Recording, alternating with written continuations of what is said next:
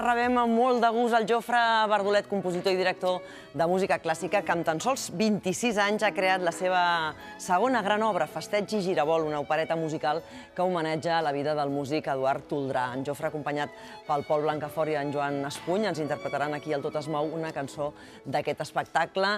Giravolt per l'any que ve. Benvinguts, gràcies per acompanyar-nos. Però comencem explicant una mica de què va aquesta opereta musical, aquest Festeig i Giravolt. Què explica?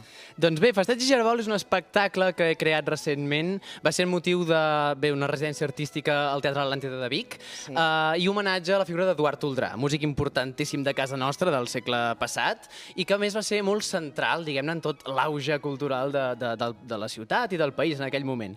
Això ens permet que, a part de parlar de Toldrà, apareixen altres grans noms del moment, com la soprano Conxita Badia, una mica oblidada, Juli Garret, Pau Casals, en fi, grans noms del moment que van protagonitzar, sobretot abans de la guerra, doncs això, un bullici cultural espectacular. Què significa Toldrà per tu?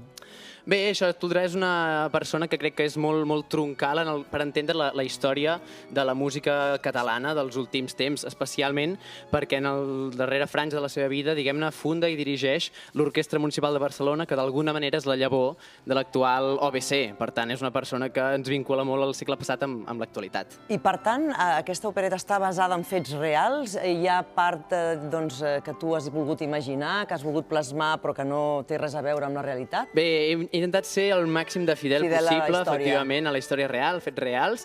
De fet, m'he nutrit molt de cartes reals que ell va enviar sobretot a la seva esposa, la Maria Sobrepera, i al seu gran amic Manuel Clausells, que és el personatge que interpreta en Pol, que justament, mira, és l'avi d'en Queco Novell. Home, fantàstic! Del Polònia, justament.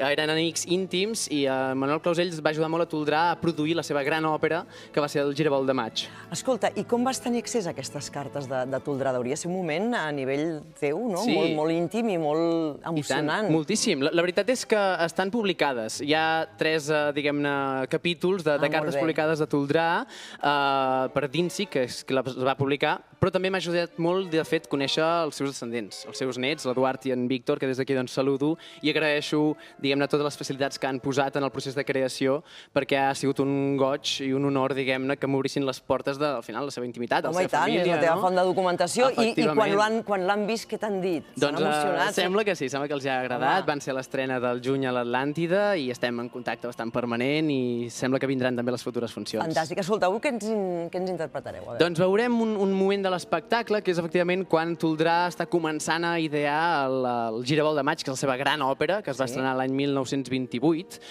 i és un moment en el qual Toldrà està esperant rebre el text de Carner, que era el poeta que va posar la lletra d'aquest espectacle, i Clausells, que és el personatge que interpreta en Pol, va fer una mica el que en diríem avui en dia com de productor, no? Els ajudava, també va fer de mediador una mica entre ells dos. A dur-ho a terme, sí. Exacte, i en aquest moment els dos personatges estan esperant que arribi aquesta lletra, en Toldrà està una mica ansiós a veure si ho fem o no ho fem, i l'altre ens l'anima, el motiva, i efectivament va ser un èxit de l'estrena de l'any 1928. Fantàstic, doncs quan ho podrem veure, on ho podrem veure, fins quan? Doncs ara tenim 2 funcions a tocar, que la setmana que ve serem a l'Atlàntida de Vic, el dia 26 de novembre, i el 4 de desembre, és a dir, d'aquí 2 setmanes, serem al Petit Palau de la Música, que de fet suposa el meu debut al Palau i n'estic molt content. I tant que sí, enhorabona, felicitats, i us escoltem amb Giravolt per l'any que ve. Perfecte, merci.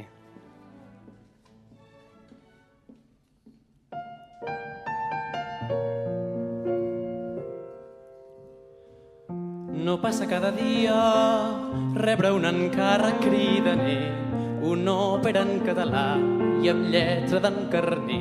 I per si això fos poc, l'estrenarem al vell Palau, així que a les vacances els dic adeu-siau. Recordo bé aquell dia, va ser durant un concert blau. Carner donà la idea, vos el vistiplau. Vaig demanar al poeta que tingui la lletra aviat, conscient que altres encàrrecs vos heu renunciat. Tinc a punt el paper de solfa i un gran delit per empastifar-lo. El que no crec gaire és que el nostre amic venerat Carner em doni motius per a aquesta activitat empastifadora. Aquest llibret, finalment, me l'haureu d'escriure vos. Jo he impulsat el tracte i he reunit 2 ments brillants del país. Te'm vaig comprometre a muntar l'espectacle perquè tothom en gaudís. jo espero impacient l'arribada de la lletra des d'aquell dia que em vau prometre que per tal d'estrenar l'Alba faria el que fos una òpera còmica i serà gràcies a vos d'aquí a res tindrem l'esbós. Ja friso per sentir-la, El Giravolt de maig, somio el com em Giravolt de maig. captiva, Rosaura i vull que Gurben, arribi ja el que els primer Tocallao assaig. serà motiu de festa Júbita i Perot, i tot el públic vull xalarà regalar-vos davant d'aquesta melodies dolces peça de per Carme i cantar. Toldrà. Cantallops serà, com sempre, el millor indret per somiar despert. Que les muses cantin, facin anar la ploma d'aquest músic sofert. Ja heu musicat lletres velles de l'amic que viu a França, Cocorococ, a muntanya recança. Per això vaig dir que sí, de seguida en el carner. M'inspira el que escriu, Això només pot anar bé, Giravolt per l'any que ve.